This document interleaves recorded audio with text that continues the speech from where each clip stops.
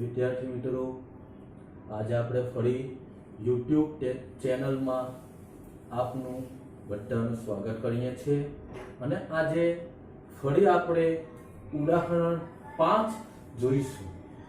ઉદાહરણ 4 સુધીના આપણે દાખલા જોઈ ગયેલા છે. આજે આપણે ઉદાહરણ 5 જોવાના છે. ઉદાહરણ 1 માં આપણે અચળ આધારે સૂચકાંક શોધવાનો પ્રયત્ન કરેલો.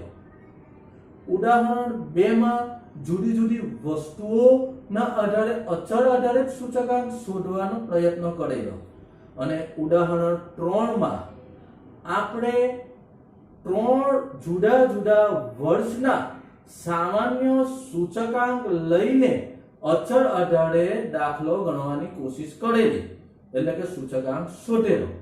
હવે આજે આપણે ઉદાહરણ 5 માં અચળ આધારે સૂચકાંક શોધવાનો છે, સાથે સાથે પારંપરિક આધારે સૂચકાંક શોધવાનો છે અને 2 વર્ષના ભાવોને લઈને એમની સરેરાશને અચળ આધારે ગણતરી કરીને તેના આધારે પણ દાખલો ગણવાનો છે.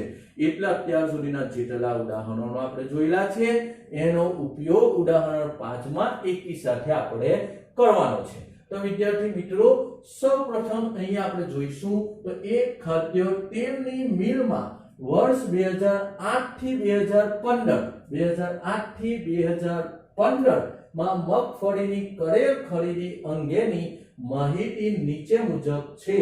તે પરથી વર્ષ 2008 ને આધાર વર્ષ તરીકે લઈ, જો કયા વર્ષને આધાર વર્ષ તરીકે લેવાનું છે તે જોઈ લો.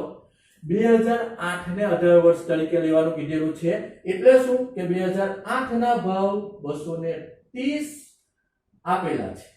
તો 230 ટન મગફળીનો જથ્થો જે આપેલો છે એને અચળ આધારે લેવાનું છે. એટલે આ ખાનામાં બધાના છેદમાં 230 આવશે. કેમ? કારણ કે આપણને અહીંયા અચળ આધારે આપણે આ પહેલું જે ખાનું છે, અહીંયા આપણે દાખલો જે ગણીશું એ અચળ આધારે ગણીશું. એટલે અહીંયા લખી જ આપેલું છે 2008 ના આધારે અચળ આધારે સૂચકાંક શોધવાનો છે. હવે સૂચકાંકનું સૂત્ર તો બંનેમાં સેમ જ આવશે, પરંતુ અહીંયા ચાલુ વર્ષની ચલ કિંમત છેદમાં આધાર વર્ષ તરીકે આપણને શું આપેલું છે? 2008. તો 2008 ના ભાવ કેટલા છે? 230. તો બધાના છેદમાં 230 આવશે. હવે અહીંયા પારંપરિક આધારે ગઈકાલે આપણે ઉદાહરણ 4 જોયેલું. ઉદાહરણ 4 માં આપણે જોયેલું કે બધાના છેદમાં બદલાશે. બધાના છેદમાં અગાઉના વર્ષનો આંકડો આવશે, અગાઉના વર્ષના ટનનો જથ્થો આવશે.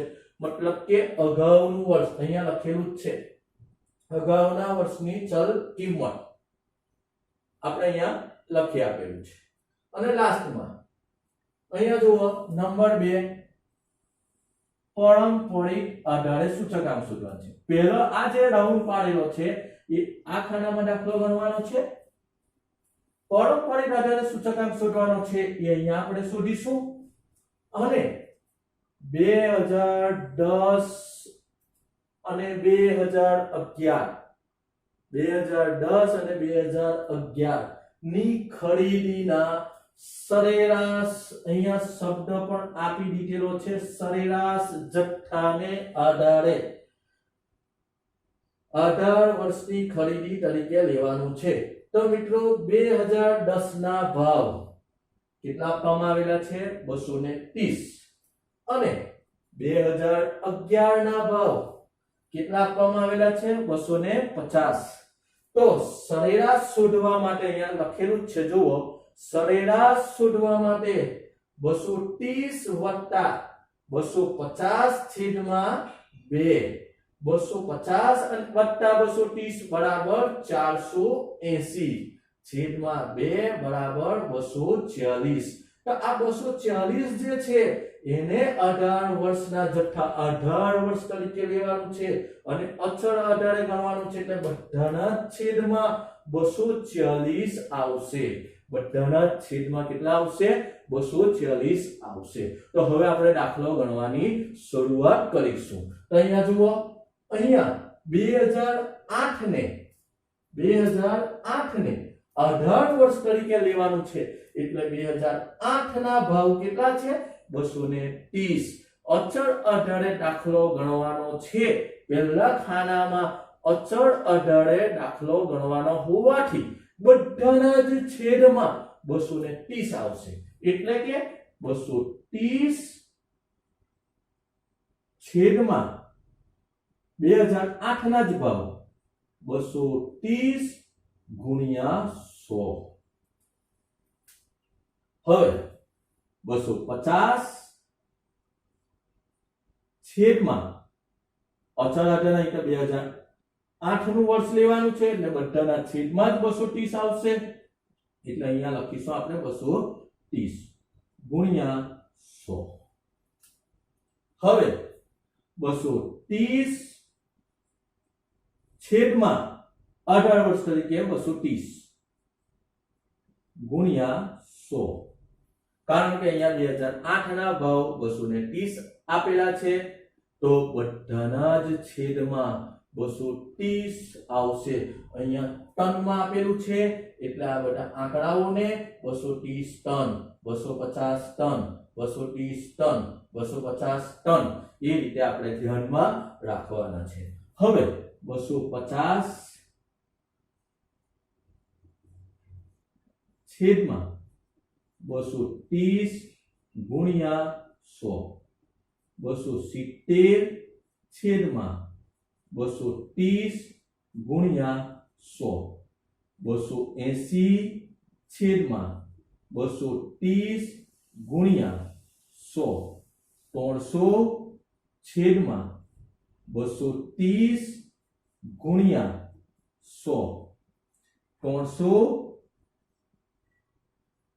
છેદમાં 230 ગુણ્યા 100 મિત્રો તમે જોઈ શકો છો કે બધાના છેદમાં 230 લીધેલા છે અહીંયાથી ભાવ લેવાના 230 છેદમાં 230 ગુણ્યા 100 250 છેદમાં 230 ગુણ્યા 100 230 છેદમાં 230 એટલે કે બધાના છેદમાં 230 લેવાના છે બધાના છેદમાં સરખા ટન ખરીદી ટનમાં ક્યારે બધાના છેદમાં સરખું લેવાનું છે જ્યારે તમને અહીંયા ચોક્કસ સૂચના આપવામાં આવેલી હોય કે અચળ 18 દાખલો ગણવાનો છે તો બધાના છેદમાં સરખું જ આંકડો આવશે તો હવે આપણે એની ગણતરી કરીશું 230 ભાગ્યા 230 ગુણ્યા 100 બરાબર જવાબ કેટલો આવશે 230 ને 230 ઉડી જશે તો જવાબ આવશે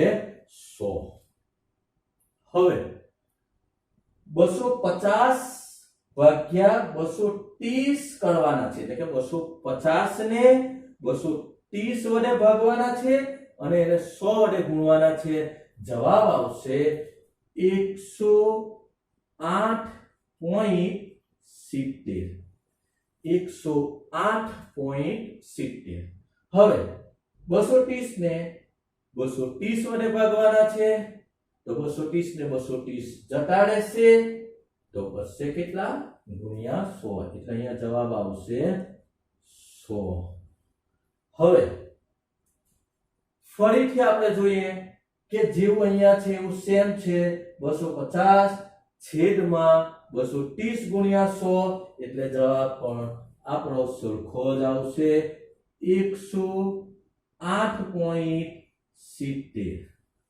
હવે અહીંયા 270 ને 230 વડે ભાગવાના છે અને પછી ગુણાકાર 100 વડે કરવાનો છે જવાબ આવશે 117.39 117.39 હવે 280 ને 230 વડે ભાગવાના છે જે જવાબ આવે એનો 100 સાથે ગુણાકાર કરવાનો છે.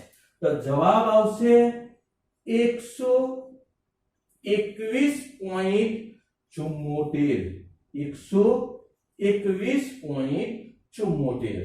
હવે 300 ને 230 વડે ભાગવાના છે. 300 ને 230 વડે ભાગવાના છે અને પછી ગુણાકાર કોની સાથે કરવાનો છે? 100 સાથે.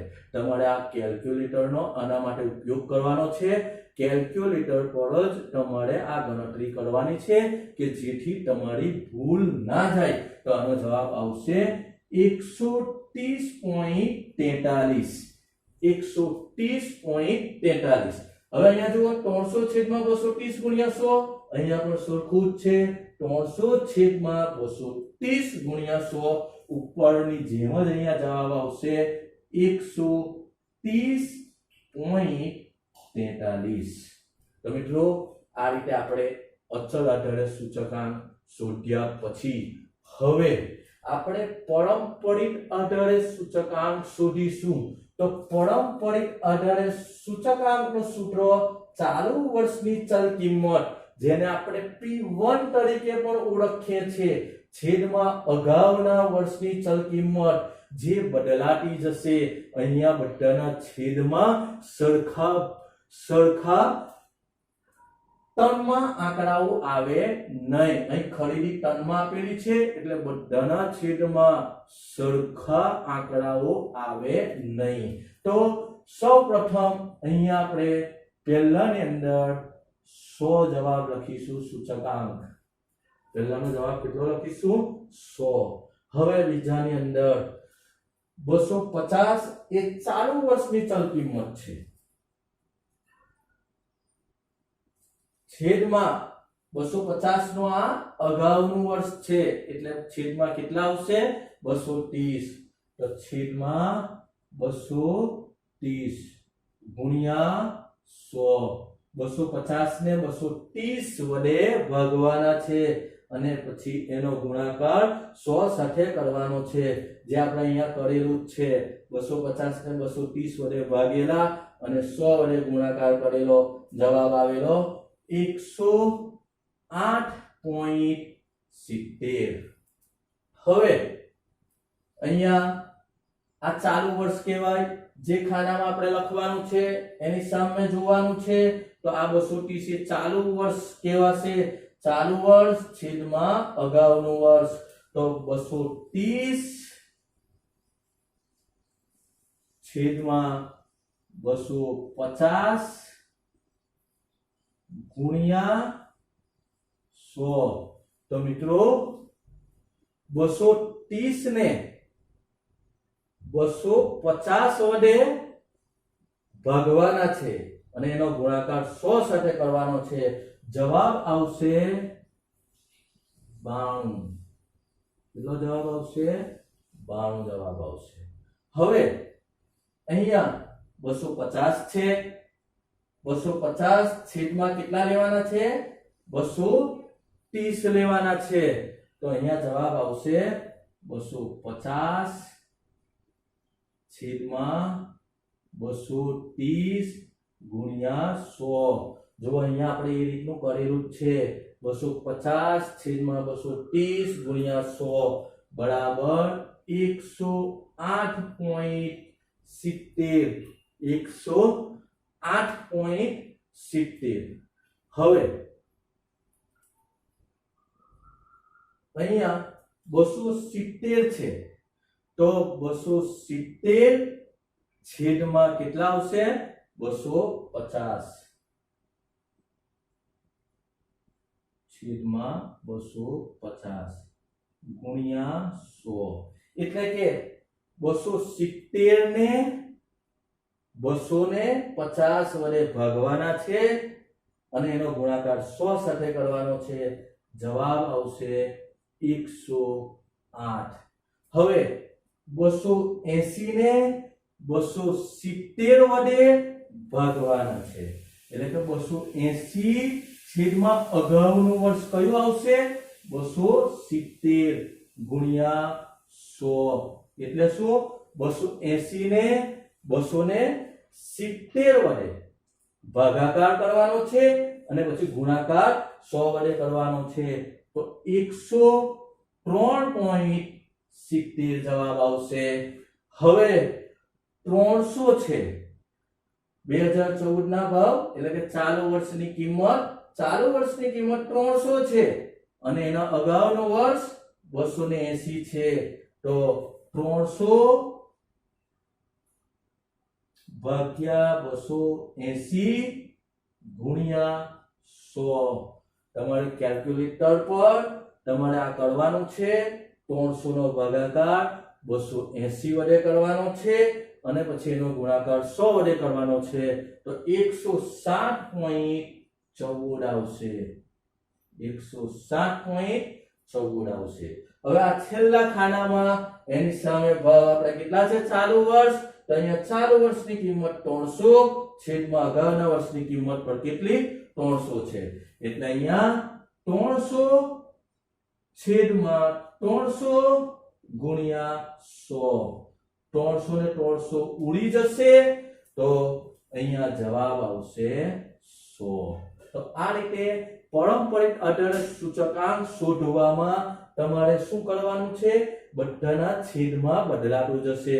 બધાના છેદમાં અગાઉના વર્ષની જો અહીંયા 2009 છે તો એના માટે અગાઉનું વર્ષ 2008 એટલે કે 250 છેદમાં 230. 2010 માટે અગાઉનું વર્ષ 2009 તો 230 છેદમાં 250 250 છેદમાં 230 270 ના છેદમાં 250 લખવાના 280 ના છેદમાં 270 લખવાના 300 ના છેદમાં 280 લખવાના 300 ના છેદમાં 300 લખવાના. હવે સરેરાશ અહીંયા ચોક્કસ આપણે નંબર 3 જે શોધવાનું કીધેલું છે એ 2010 અને 2011 ની ખરીદીના સરેરાશ જથ્થાને અહીંયા ચોક્કસ શબ્દ સરેરાશ તો અહીંયા બે વર્ષ આપેલા છે 2010 ના ભાવ કેટલા છે 230 અને 2011 ના ભાવ કેટલા છે 250. તો અહીંયા 230 + 250 છેદમાં 2 બરાબર 240. તો આ બધાના છેદમાં આપણે 240 લખવાના છે. અહીંયા પહેલા ખાનામાં જવાબ 100 નહીં આવે જેવી રીતે કે અહીંયા અચળ આધારે દાખલો કરવાનો હતો પહેલાનો જવાબ 100 આવેલો છે. અહીંયા 100 એટલા માટે જવાબ આવેલો છે કે અહીંયા 2008 ના જ ભાવને અચળ આધારે લેવાના છે તો છેદમાં પણ સરખા જ ભાવ અંશ અને છેદ સરખો થાય છે. અહીંયા જ્યારે અહીંયા અંશ અને છેદ સરખો નહીં થાય. અહીંયા અંશમાં કેટલા છે 2008 માં 230 છેદમાં જે સરેરાશ જવાબ આવેલો છે તે લખવાનો છે 240 ગુણ્યા કેટલા કરવાના છે 100 કરવાના છે. હવે અહીંયા બીજા ખાનામાં ભાવ કેટલા આપેલા છે 250 તો અહીંયા કેટલા લખીશું આપણે 250 છેદમાં તો બધાના છેદમાં 240 જ આવશે કારણ કે એ જ આપણી સરેરાશ શોધેલી છે એટલે ગુણ્યા આપણે કેટલા કરવાના છે 100 કરવાના છે. ત્યાર પછી આપણે અહીંયા કેટલા 230 છે તો 230 છેદમાં 240 ગુણ્યા 100. ત્યાર પછી 250 આપવામાં આવેલા છે તો 250 છેદમાં 240 ગુણ્યા 100. ત્યાર પછી 270 આપવામાં આવેલા છે તો 270 છેદમાં 240 ગુણ્યા 100. ત્યાર પછી 200 ને કેટલા આપવામાં આવેલા છે 80 આપવામાં આવેલા છે તો અહીંયા આપણે કેટલા લખીશું 280 છેદમાં 240 ગુણ્યા 100. હવે કેટલા આપવામાં આવેલા છે 300 આપવામાં આવેલા છે તો 300 છેદમાં 240 તો અહીંયા કેટલા લખીશું આપણે 246 ગુણ્યા 100 અને છેલ્લે 2015 માં કેટલા આપેલા છે 300 તો અહીંયા કેટલા લખીશું આપણે 300 લખીશું અને એને 246 આ 246 છેદમાં આવશે અને ગુણ્યા 100 હવે આપણે આ બધાનો ભાગાકાર કરી 100 વડે ગુણાકાર કરીશું તો 230 ભાગ્યા 246 ગુણ્યા 100 એટલે 230 ને 246 વડે તમારે ભાગવાનું છે અને ગુણ્યા 100 કરવાનું છે તો 95.83 જવાબ આવશે કેટલો જવાબ આવશે 95.83 તમારે કેલ્ક્યુલેટર પર કરવાનું છે 283 નો ભાગાકાર 246 સાથે કરવાનો છે જે જવાબ આવે એનો ગુણાકાર કોની સાથે કરવાનો છે 100 સાથે કરવાનો છે હવે 250 ભાગ્યા 240 કરવાના છે અને એનો ગુણાકાર 100 સાથે કરવાનો છે એટલે 250 ને 240 વડે ભાગવાના જે જવાબ આવે એનો ગુણાકાર કોની સાથે કરવાનો છે 100 સાથે કરવાનો છે જવાબ આવશે 104.17 આવશે હવે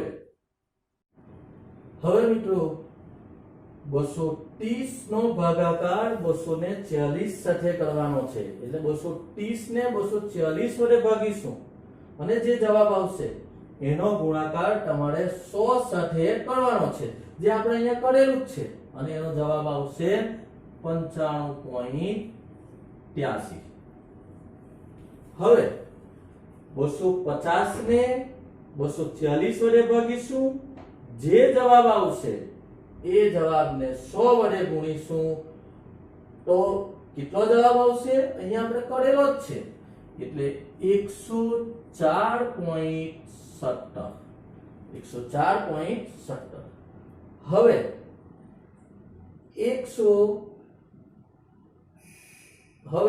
270 ને 240 વડે ભાગાકાર કરીશું અને પછી જે જવાબ આવે એનો ગુણાકાર 100 સાથે કરીશું જવાબ આવશે 112.50 હવે 280 ને 240 વડે ભાગવાના અને પછી 100 વડે ગુણાકાર કરવાનો જવાબ આવશે 116.67 હવે 300 ને 246 વડે ભાગવાના અને પછી 100 વડે ગુણાકાર કરવાનો જવાબ આવશે 125 અને અહીંયા પણ 300 અને 246 આના જેવું જ છે એટલે બંનેનો જવાબ સેમ આવશે 125 જવાબ આવશે તો વિદ્યાર્થી મિત્રો અચલ આધારે સૂચકાંક શોધવાનો છે જેમાં બધાના છેદમાં જે વર્ષ આપણને ચોક્કસ સૂચના આપવામાં આવેલી છે એની જ ખરીદી અથવા તો ખરીદ કિંમત અહીંયા આવશે ત્યાર પછી અહીંયા અગાઉનું વર્ષ બદલાતું જશે એટલે બધાના છેદમાં ભાવો બદલાતા જશે જ્યારે અહીંયા જે બે વર્ષ આપેલા છે એ બે વર્ષના આંકડાઓની તમારે સરેરાશ શોધવાની છે અને એ સરેરાશ બધાના છેદમાં આવશે એટલે અહીંયા પહેલું જે છે એના છેદમાં 246 આવશે એટલે અહીંયા 100 જવાબ આવે નહીં જ્યારે અહીંયા બંને જગ્યાએ 100 જવાબ આવશે આ તમારે ધ્યાનમાં રાખવાનું છે તો મિત્રો ઉદાહરણ 5 માં આપણે અચલ આધારે સૂચકાંક પારંપરિક આધારે સૂચકાંક અને બે જુદા જુદા વર્ષના સરેરાશના આધારે સૂચકાંક શોધવાનો પ્રયત્ન કર્યો